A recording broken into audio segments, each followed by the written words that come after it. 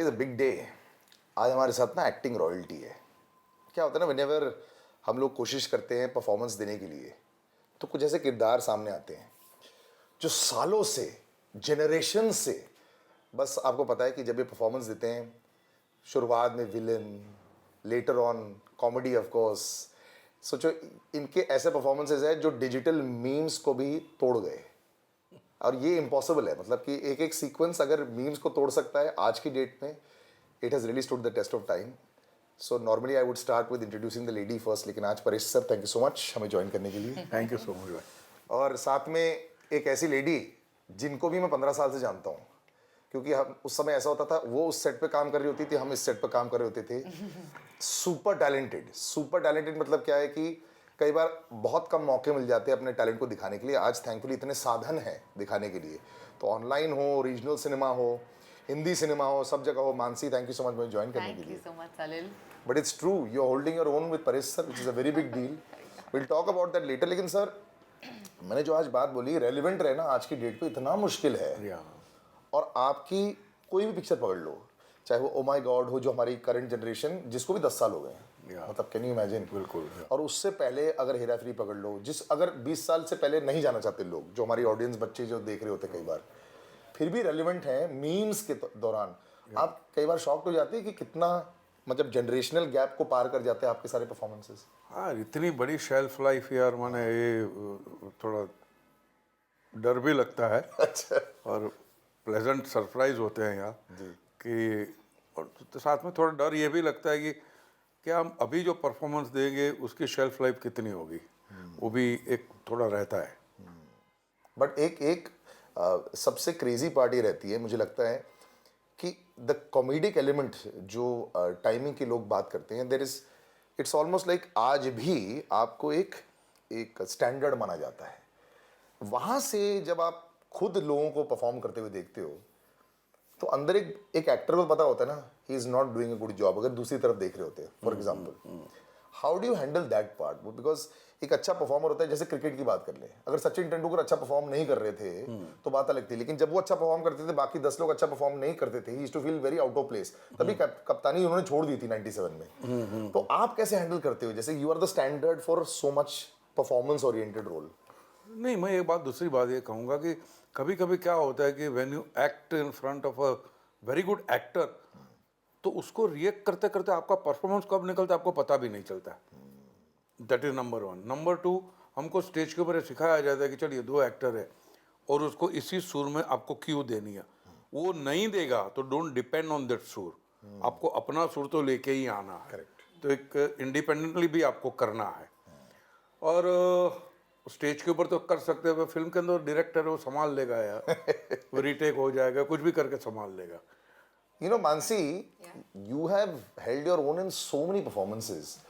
कुछ ऐसे होते हैं ना, कुछ टिंगलिंग वाली फीलिंग आती है जब एक बहुत ही कमाल का परफॉर्मर सामने होता है।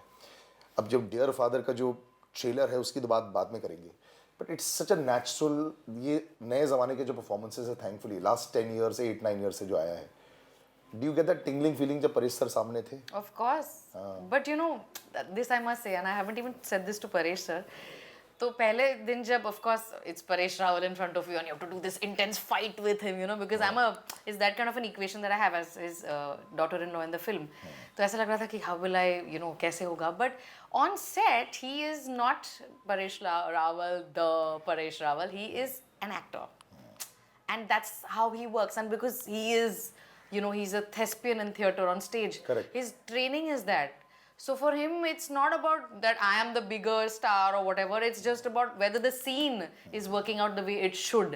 So right from rehearsals, you know, to understanding the beat of the dialogue, कि एक भी pause अगर unnatural लगता है तो he makes sure that वो cut हो जाता है rehearsals में, you know. So because it's about that and so much learning has happened. And कई बार ओवर एक्टिंग करने का भी, and I don't mean Hamming, हाँ. कई बार ज्यादा एक्स्ट्रा परफॉर्मेंस देने की भी कोशिश की जाती है when you have a stronger actor in front of you, ऐसा हो जाता है। How do you not fall into trap of that? No, I did not fall into that trap, thankfully, because like he said, he gave such great cues that my reaction to that was also good. And there were so many takes जहाँ पे he was not even there. It was literally my close-up. He was just giving me cues, but he was standing right there giving those cues.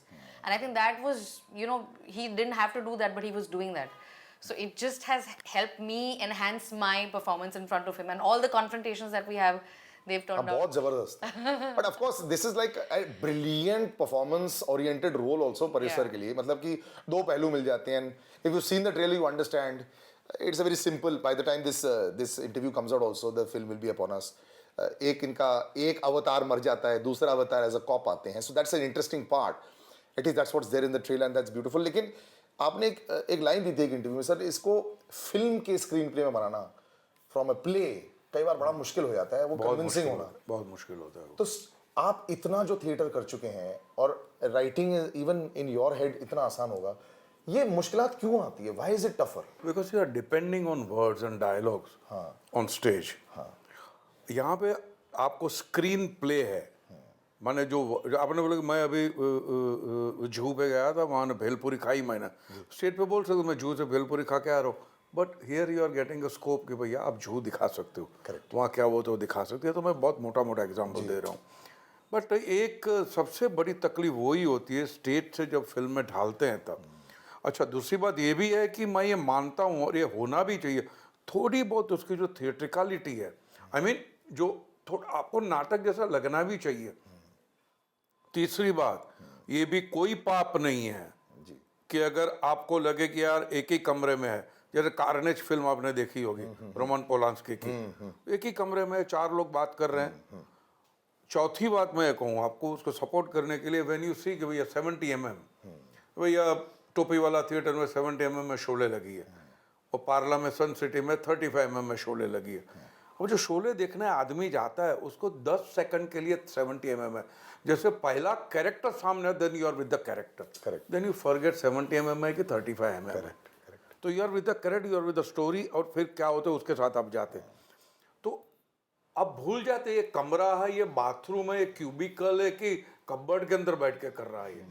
You are with the story, कहानी क्या बोलती है, मैं इसमें मानता हूँ. तो मेरे लिए कोई क्या बोलते हर्डल है ही नहीं. अरे यार एक ही कमरे में होगा, इसमें ही होगा, वो बात नहीं है. और जब स्क्रीन पे में डालते हैं तो एक रहता है कि चलो निकले बाहर, दिखा सकते हो उतना दिखाओ, ज़बरदस्ती मत करो कि भैया इसको ये होगा, अभी घर का है तो टेरेस पे लेके जाओ, और टेरेस पे तो उसको बाहर तालाब में लेके जाओ. तो ये आई थिंक ये चेंजेस जो आ गए हमारे, जो आप बोल रहे हो, आई थिंक आज की ऑडियंस थोड़ी ज्यादा अवेयर हो गई है. हाँ, पहले शायद नहीं था. नहीं. तो आज मतलब कि इवन एक रीजनल, पहले एक बहुत अलग शब्द होता था, रीजनल. अच्छा, पहले ऐसे होता था जैसे सिनेमा, फिर टीवी शायद 10 कदम नीचे, उसके 20 कदम नीचे होता था रीजनल, और फिर वो साइड पर होता था थिएटर, क्योंकि ये तो वो टाइप के लोगों के लिए है ना. भैया पुष्पा रीजनल है. पुष्पा मेन स्ट्रीम है. मेन स्ट्रीम को रीजनल बना दिया उसने धंधे के हिसाब से. मेरे हिसाब से एक्चुअली बाहुबली से ही शुरुआत भी हो गई थी. लेकिन वो बहुत पैसा खर्च किया गया. But now do you feel, आप जो इतने सालों से आप करते हैं, you are one of the faces, you know, and Pratik कभी करना, you know, with scam of से Gujarati cinema, let's put it this way. Gujarati and Marathi को फिर भी अपना जगह मिल गया है, महाराष्ट्र में तो मिल गया है, बट गुजराती सिनेमा, मेरा एक दोस्त है कविन दवे, मुझे ऑलवेज बोलता था कि फिल्में बड़ी फनी रहती है, गुजराती प्ले राइट सबसे स्मार्ट रहते हैं, ऑडियंसेस गुजरात में बहुत सपोर्ट करते हैं, थिएटर देखने आते हैं, सिनेमा देखने आते हैं. तो इसका एक्सप्लोजन करने में टाइम क्यों लगा? हाँ, ऐसे ये अच्छा क्वेश्चन है और ये सवाल सबको पूछना भी चाहिए. बट होता था क्या कि अभी जब मैं पिछले 15-20 साल की बात करूँ तो लेकिन जो अर्बन सिनेमा जिसको बोलते हैं गुजराती के अंदर, अब अर्बन या रूरल जैसा ऐसा कोई सिनेमा होता नहीं है. सिनेमा अच्छा होता है या बुरा होता है, या कुछ फिल्में चलती है या नहीं चलती है, 2 ही कैटेगरी होनी चाहिए. लेकिन अर्बन, क्योंकि वो जो टाइम जो था, जो उनके आगे का जो टाइम था, वो टाइम में अच्छे सब्जेक्ट बनते थे, लेकिन उनका माउंटिंग थोड़ा अलग होता था. उन सब्जेक्ट की आप थीम देखो, वो जो सब्जेक्ट कहना चाहता था वो देखो, वैल्यू की बात करता था, बट उनका माउंटिंग अलग किस्म का होता था. तो लोगों को वो एक वर्ग है, अभी भी वो वर्ग है वहाँ पे जो पसंद करता है सिनेमा. उसके बाद धीरे धीरे करके ये अर्बन सिनेमा या यंग लोग आए. तो उन दिनों भी फिल्में कैसी बनती थी, भवनी भवाई, केतन मेहता की, काशीनो दिकरो, कंकु, ऐसी 3-4 बड़ी अच्छी फिल्में बनी थी. बाद में जब ये नए लोग आए, बे यार बहुत अच्छा चली थी। बे यार, Abhishek Jain I think started, और फिर हेलारो करके फिल्म आई which was kind of path breaking. फिर वो इसकी लवनी भवाई आई है, फिर वो मलार की भी एक पिक्चर आई, उसकी भी गौड़ कैरी करके आई। वेरी हेल्दी सिनेमा जिसके अंदर ज़्यादा ये कमर्शियल कॉम्प्रोमाइज़ नहीं होते थे। बट अभी होता क्या है कि जो गुजराती के अंदर जो राइटर है, जो ऑडियंस है हमारा, उसका ग्रूमिंग, उनका नर्चरिंग प्लेस के ऊपर हुआ, और वर्ल्ड क्लास प्लेस। एक बात मैं यहाँ पे बता दूँ, गुजराती लोग जो सब्जेक्ट करते हैं उसके बारे में ज़्यादा ढोल नहीं बजाते जो बाकी की लैंग्वेज में होता है। जी। हमारे वहाँ वो है ही नहीं यार, करके चले जाते हैं, चुप रह जाते हैं, पता नहीं क्यों। एक जब मैं एनएसडी में गया तो मुझे पता चला कि ये लोग जो बातें कर रहे हैं तो गुजराती में कब के कर चुके हैं और अच्छी तरह से कर चुके हैं जी। लेकिन पता नहीं, we are shy of calling ourselves best और व्हाटएवर। तो ये, जबकि अगर सीरियल में देखा जाए, हाँ, सबसे ज्यादा Gujarati type of serial characters ही चलते हैं। because audiences are most in Gujarat, they are the ones बिल्कुल। watching it. और गुजराती ऑडियंस जितना माने रॉबस्ट एंड हेल्दी ऑडियंस कोई नहीं है। Absolutely. उनकी नर्चरिंग में बोलता हूँ, उनकी परवरिश ऐसे डाइट पे हुई है, वर्ल्ड क्लास प्लेस के ऊपर हुई है। तो ऐसा रेडीमेड ऑडियंस है हमारे पास, हम उनको सब स्टैंडर्ड देते हैं, देन इट्स अ क्राइम।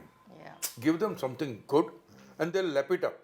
आप देखिए गुजरात, मुंबई में जितने भी थिएटर है, कितने गुजराती जाते हैं, गुजराती चलाते हैं यार। Seriously. और पूरा परिवार लेके जाते हैं।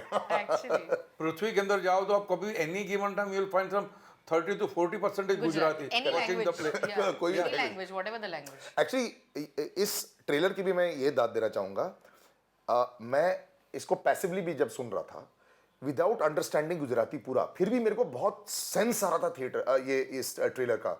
Brilliantly cut also. I think trailer का भी बहुत महत्व रहता है, you know enough but not know enough also here. और जैसे कि आप बात कर रहे थे, the new age is Mansi, which is not really new age right now. अब तुम बहुत टाइम से मंजी हुई परफॉर्मर हो, but did it frustrate you also जब तुम भी टीवी कर रही होती थी, तुम थिएटर करती थी, तुम कमर्शियल्स करते थे, I to see you performing everywhere. जब गुजराती पता है आर्टिस्ट जो होते हैं ना, जो अगस्त 15 को अमेरिका जाते हैं, बहुत वो होता है ये she is to go lots. हाँ, ये परेड हो रहा है, ये हो रहा है, सब पता अरे पैसे मिलते हैं। क्योंकि मैं भी गया था एक बार ओटी डे परेड में, तो उसमें लिस्ट में हम देखते हैं ना, बड़े बड़े सारे all are Gujarati artist. Yeah, that's true. तो ये जो जंप हुआ, ये क्यों इतना टाइम लगा? Last this new age also, जैसे सर बोल रहे थे, will take a little break and come right back, don't go anywhere. You are back today, like I said. आज अनफॉर्चुनेटली मुझे ये टाइम बहुत कम लगेगा, बिकॉज मुझे लगता है कि दोनों के साथ बैठ के बहुत लंबे समय तक the biggest legend of cinema, forget about what kind of cinema, जितने सिनेमा इन्होंने किया हमारे शायद 4 पीढ़ी करेंगे, but another person, Paresh sir के साथ में Mansi, who is a very strong performer in all her fields। और तभी जब भी इनको देखते थे वो ठहराव एक आता था। तो Mansi, as I was asking you, ये jump for younger generation, did you feel it? अभी तुम्हें लग रहा है कि जैसे कमर्शलाइजेशन हो सकता है? No, I'll tell you why. I'm glad you asked me this question because I'm a Gujarati from Bombay. Yes. But I've always done Hindi work. Correct. Right? Because it is an industry that was existing. Correct. When I started off, there was no Gujarati industry, so to speak, and whatever there was, it was very substandard. Correct. And all the good writers, the good actors coming out of Gujarat were working in television here. Correct. They were doing theatre here. विपुल शाह थे यहाँ पे, मेरे बड़े All अच्छे of them. दोस्त हैं जो इतने बड़े प्ले राइट थे, कहते थे, मैं कहा सर आप नहीं बना रहे, उसमें पैसा नहीं है। हाँ, so see, ultimately Gujjus are about money also, na. No matter how much of a playwright you are, you want to make money, which is also valid. Which is why Gujarati theatre pays their actors. Yes, People yes. live off Gujarati theatre. They don't need to do other work. It's the only theatre industry. Gujarati theatre करके गुजराती एक्टरों ने मुंबई जैसे शहर में घर खरीदे, खाली theatre करके। Wow, super. So, कौन कहता है थिएटर पैसा नहीं देता? होता exactly. है। और जब थिएटर की बात करो तो बोलते हैं सिर्फ गुजराती थिएटर देता है पैसा, मतलब उल्टा होता है, इसका टोटल विपरीत रहता है, which is crazy। Exactly. So then that entire generation, which is my generation, which might have wanted to do stuff, there was not an industry to support that. So which is why for me, when I was doing all this Hindi stuff, I always wanted to यार गुजराती में कुछ करना है। तो पहली film जो हमने produce की, इनफैक्ट परेश जी के पास ही गए थे हम स्क्रिप्ट लेके, sir please act in this film, but for whatever reasons that did not work out. So when Paresh bhai finally came, because see, whenever you make a Gujarati film, the first actor you want to approach is Paresh Ram. Of course। Because we know he's the biggest mainstream name we have. Yeah. So everybody's waiting for him कि वो क्या करेंगे। Correct। इसलिए date मिलती है क्या sir की? उनको स्क्रिप्ट अच्छी लगती है तो डेट बन जाता है है ना बट इट्स ट्रू पता है एक सैराट को लगा था मराठी सिनेमा में Yeah. जब पब्लिक को समझ में आया एक गाना Yeah. और 80 करोड़ ओ पैसा वाओ दे मेक मराठी में उसके बाद एक दौर आया था मराठी सिनेमा में जब बहुत फिल्में पैसा बना रही थी Yeah. And I noticed it जब मैं थिएटर जाता था हर फ्राइडे को मैं ये स्क्रीनिंग पे बुला फ्री वाले स्क्रीनिंग में हमें बुलाते थे और 3 हिंदी चल रही है और 4 मराठी चल रही है मैंने कहा अरे they are Yes. Doing this now but Marathi वाला तो यार लिटरेचर में ड्रामा में सबसे आगे है, much much ahead. Yes. Marathi literature, Marathi artist, Marathi actresses बहुत आगे। करेक्ट कई बार आपको खालीपन महसूस होता है जब आप हिंदी सिनेमा करते हो तो पैसे मिलते हैं, सारा खालीपन गायब दिल से खाली है, तिजोरी भर रही है। But you are happy dear father को देख करके जो because obviously as you know इनका कमबैक थिएटर में गुजराती थिएटर में इसी का प्ले के साथ हुआ था गुजराती सिनेमा में इसी के साथ कमबैक रहा home coming after home coming after home coming हो रहा है होम रन हुआ है क्या देख के नहीं, मेरे को अच्छी लगी है जो बना है वो, लेकिन होता क्या है कि जिस सब्जेक्ट के साथ आप 10 साल से रहे हो आपको लगता है ये रह गया, ये रह गया, ये भी होना चाहिए, ये भी होना चाहिए, ये भी होना चाहिए था। वो थोड़ी बहुत होता है वो तो कभी भी अगर आप शॉर्ट देखे मॉनिटर में देखते अरे यार मैं ये कर सकता था, तो हमेशा होता है, हर आर्टिस्ट को होता है। बट वो जो बना है वो मुझे अच्छा लगा है, इसका जो इमोशनल इम्पैक्ट आना चाहिए तो वो आया है। तो मतलब थोड़ा सा या और मैं ये कहना कि मैं बहुत क्रिटिकल हूँ, हर आर्टिस्ट अपने आप के लिए क्रिटिकल ही होता है। यस यस यस अगर वो अपने वाह मैंने क्या शॉट हाँ, दिया तो ऐसे फिर कोई ना कोई बोलेगा नहीं होते वैसे शायद ऐसे you coming on board with this film कैसे हुआ ये well I got a Paresh ji जब डियर फादर प्ले कर रहे थे तब भी उन्होंने मुझे अप्रोच किया था but I could not do it because I was in fact I wanted to do a musical play भी था। या अच्छा हां बिकॉज़ नाचती बहुत अच्छा है गाती बहुत अच्छा है करेक्ट और वो सब्जेक्ट बहुत अच्छा है, यस मैं थोड़ा निकालने के चक्कर में हूँ, थोड़ा डाइसी है, but I want to do play with her. तो when we were just thinking of casting this, यार मानसी है, let's go and approach Mansi. Yeah and now ये प्रॉब्लम होती है क्या अगर बड़ा आर्टिस्ट आपके पास आए तो कैन यू अफोर्ड टू से नो सपोजिंग पसंद ना आए कुछ नहीं आई वुड ऑब्वियसली से yes without yes sir because Paresh ji I have been wanting to work with him since a long time.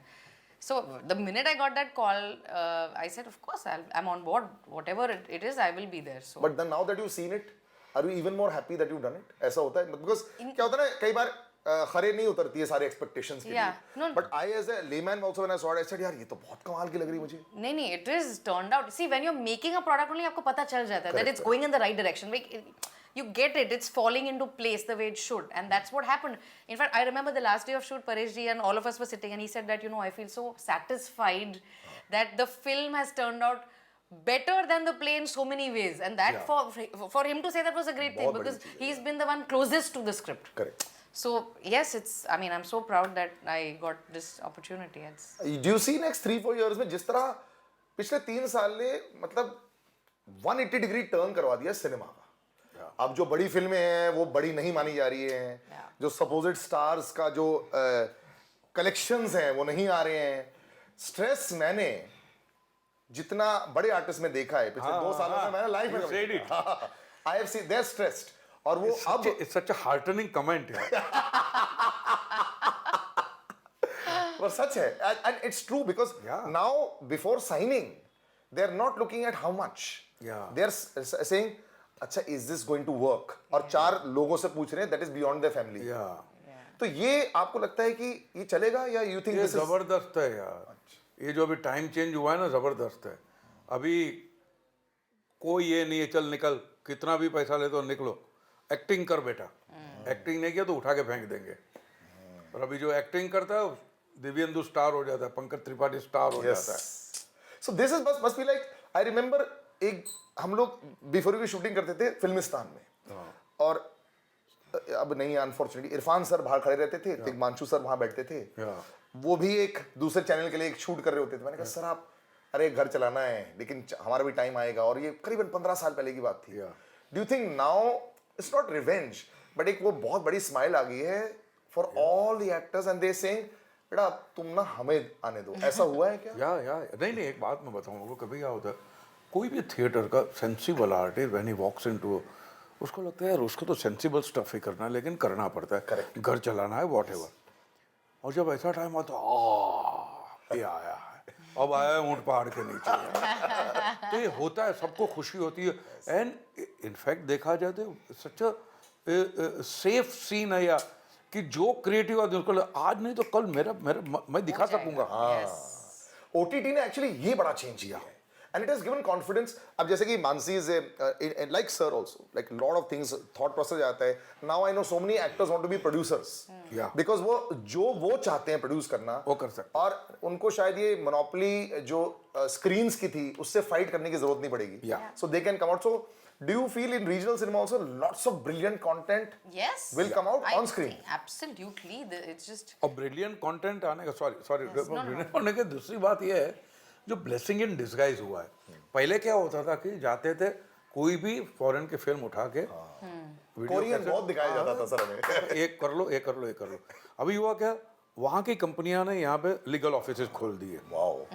तो अभी आपका गला दबा के पैसे लेते हैं, आपको राइट्स मिलते नहीं। करेक्ट। तो अभी आपको जख मार के जैसे वर्च्यू आउट ऑफ हेल्पलेस आपको अपनी कहानियां करनी पड़ रही है। That's so true. तो वो जो फ्रेशनेस आई है, वो बहुत बड़ा फायदा हुआ है। धन्यवाद है उन लॉयरों का कि जिन्होंने गला दबा दबा के पैसे निकाले लोगों से। सच अ रियलिटी चेक। कई बार अगर कभी अनफिल्टर्ड कर दिया ना, मुझे लगता है कि आधी इंडस्ट्री बंद हो जाएगी। बिल्कुल। अभी रेट्रोस्पेक्टिव अगर कुछ हुआ तो आधे लोग जेल में होंगे, आधे से ज्यादा। आपने ये भी उठाया ये भी उठाया ये भी उठाया, तो बट ये चलो वो नहीं हुआ। लेकिन अभी जो अपनी कहानियां आ रही है तो हमको पता चलता है कि यार हम कितने गधे थे कि उनकी झूठन खाते थे। Yeah. हमारे जब पास घर पे कहानियां अलग इतनी सारी और थी। What do you mean? But actually confidence भारतीयों में बहुत आया सर पिछले 4-5 सालों में। That is the confidence that what we make we can go. I think sports में हमने देखे हैं, सब जगह देखने को मिला है। यू नो सर, एक बात करते थे माउंटिंग की Mansi, you know as a younger producer, new generation, do you think we can afford the mounting in Gujarati cinema also? उस तरह का अभी क्या हो गया ना, मैं बताता हूँ, शॉर्ट वीडियो फॉर्मेट भी जो पहले आता था ना, पहले आपने कुछ भी शूट कर लिया, ग्रेनी फिल्म भी शूट कर ली। अब घर पे भी जो शूट करते हैं 4 लाइटें लगा रखी हैं, उसमें अंडरले डाल रहे हैं म्यूजिक का, ऑडिशन भी लोग जो भेजते हैं आजकल काट के भेज रहे हैं, सारी चीजें। सो सिनेमा में do you think it can afford, Gujarati cinema can afford to mount और ऑन अ लार्जर स्केल, और करोड़ों में बजट ला पाएंगे हर बार? I think the audience is there, the market is there. If it's done in the right way, sky is the limit, because people are ready to put in money also as investors. People are ready to go and watch these films. So if you give them that kind of a mounting, I'm sure they would lap it up. Like, why not? हो सकता है Punjabi cinema ने ये कर दिया है, they are rocking it, Marathi cinema is rocking it, south का cinema यहाँ पे आ चुका है, एक का बचा हुआ। हाँ. शायद इसी के साथ से शुरुआत हो Yes, जाएगी exactly. And the content will go. Hopefully नहीं जरूर आएगा sir. I think like I said अभी, और अगर थिएटर्स में ना हो उसके 2 हफ्ते बाद या 3-4 हफ्ते बाद जो ऑनलाइन भी आती है, life is going to change. And as sir said today, भैया पैसे हटाओ, गिव द परफॉर्मेंस, ये बहुत जरूरी है। And two great performers with me, thank you so much मुझे ज्वाइन करने के लिए।